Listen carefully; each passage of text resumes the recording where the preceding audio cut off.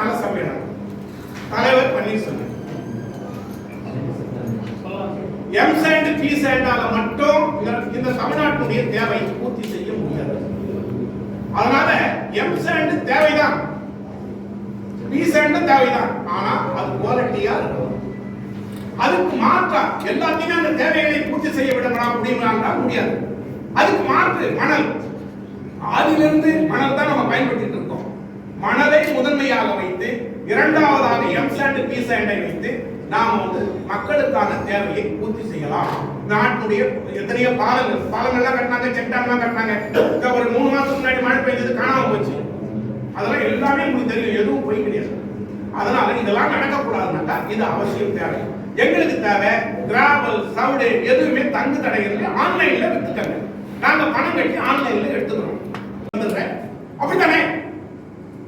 ஏடி மெயின்ஸே முதலாளி, டைரக்டர் ஆபீஸ்ல இருக்கிறவங்க அவங்க ஒரு பெரிய முதலாளி.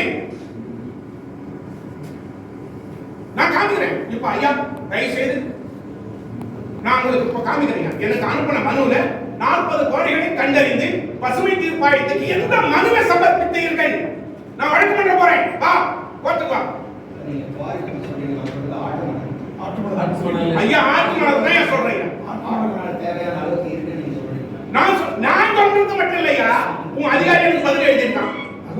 கேட்டு அவங்க நமக்கு நான் இப்ப தரேன் அவங்களுக்கு. அதிகாரப்பூர்வமா இப்ப என் கார்ல இருக்குது. நான் வேணாக்கா உங்க பார்வைக்கு நான் காட்டுறேன். லாரி ஓட்டுநர்கள் சொன்னீங்க பல்வேறு சிரமம் சந்திக்கிறதா சொன்னீங்க. எந்த மாதிரியான சிரமம் என்னெல்லாம் பண்றாங்க? ஐயா இப்ப என்ன வச்சு சொல்றேன். நான் ஐயா பிசாண்ட் எம்சாண்ட் நல்ல கேள்வி கேட்டிருக்கேன்.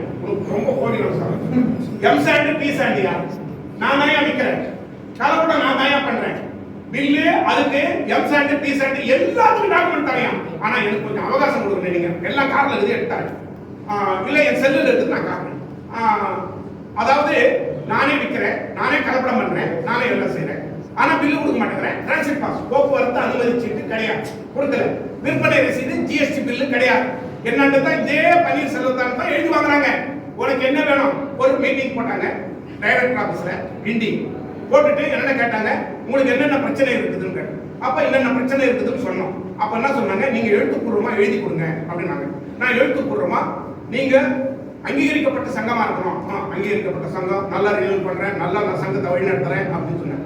சரி அப்பனா எழுதி கொடுங்க, ஒரே பேஜ் தான் வரணும். எழுதி கொடுத்தேன். Transit pass we want transit pass with GST bill அப்படின்னு சொல்லி நான் எழுதி கொடுத்தேன். அதே சட்டமாக்குனாங்க. எப்போ சட்டமாக்கி 1 வருஷமா எல்லாத்துக்கும் நான் டாக்குமெண்ட் காட்டுறேன். எனக்கு அந்த ஒரு வாய்ப்பை கொடுத்தீங்கன்னாக்கா